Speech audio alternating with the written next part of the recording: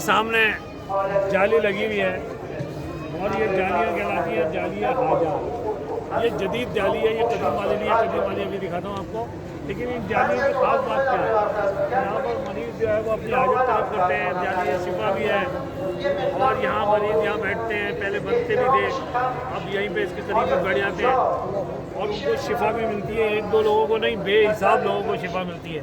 और ऐसे लोगों को भी शिफा मिलती है कि जैसे पैदाइशी अंधा है, उसको भी खुदा आंखें दे देता है। डॉक्टर कहते हैं इनको आंखें नहीं मिलेंगी, लेकिन यहाँ ऐसे मरीज़ मुतवातिर रिपोर्ट हुए। और ऐसे नहीं है कि शिफा हो जाए और जनाब ऐसे ही ऐलान हो गया। जैसे ही शिफा होती है लोग उस पर जो है ना टूट पड़ते हैं।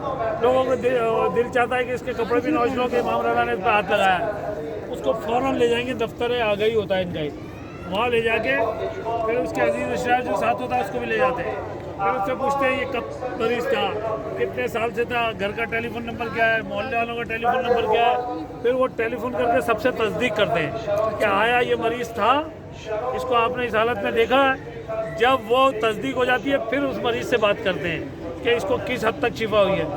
फिर जो है वो नक्कारा बजता है ऊपर से। जैसे ही नक्कारा बजता है पूरे हरम जो है ना उसकी फ़िज़ाई कुछ और हो जाती है और उसको इमाम रज़ा की तरफ से कपड़े दिए जाते हैं, खिल्लत दी जाती है और वो जो मरीज़ है उसके कपड़े अवाम में फेंक दिए जाते हैं। वो लोग तार तार करके उसको ले जाते हैं कि इमाम रज़ा ने इस पर हाथ लगाया है।